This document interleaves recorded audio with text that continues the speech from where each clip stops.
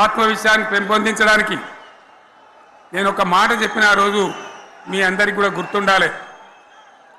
ఉద్యమం నుంచి వెనక్కి మరలితే, ఉద్యమ జెండాను దించితే నన్ను రాళ్లతో కొట్టి చంపండి అని చెప్పి నేను ఉద్యమాన్ని ప్రారంభించిన విషయం మీ అందరికీ కూడా తెలుసు.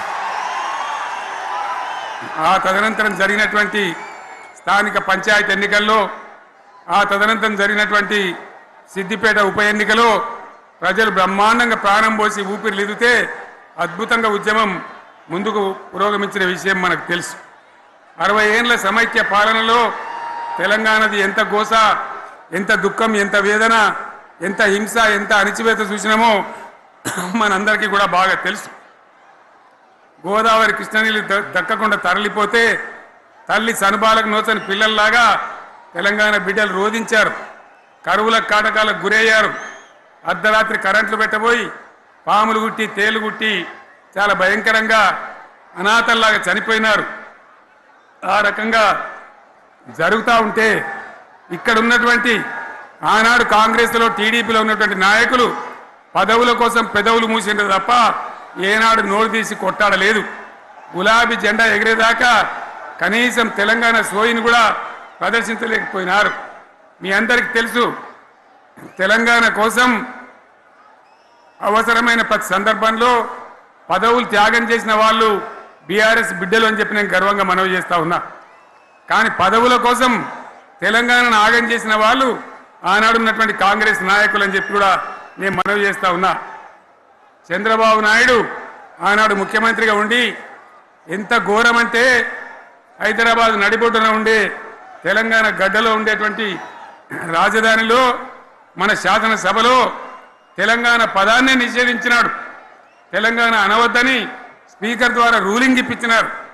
ఇదే జిల్లాకు చెందినటువంటి ప్రణయ్ భాస్కర్ గారు ఆ రోజు ఎమ్మెల్యేగా శాసనసభలో తెలంగాణ అంటే అది నేరమైనట్టుగా పరిగణించి తెలంగాణ పదాన్ని నిషేధించేటువంటి ప్రయత్నం చేసినారు. మిత్రులారా, మీకు అందరికీ చరిత్ర తెలుసు.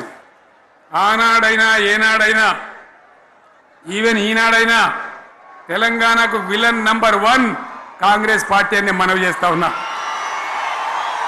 మనందరికీ కూడా తెలుసు ఆ విషయం. తెలంగాణ హైదరాబాద్ స్టేట్ పేరుతో ఉన్ననాడు ప్రజలు వద్దంటుంటే కూడా బలవంతంగా తెలంగాణను ఆంధ్రాతో కలిపిన వాళ్ళే. ఏందా బాబు, ఏందా పని లేదా? రెడ్డి ఎవరెవలాడి పోండి, మీకేం పని లేదావా? ఈ 10 మంది కాదు కదా, సభ అంతా ఉంది కదా, ఉండండి, కామ్ ఉండండి, డిస్టర్బ్ చేయదు మీరు. అట్లా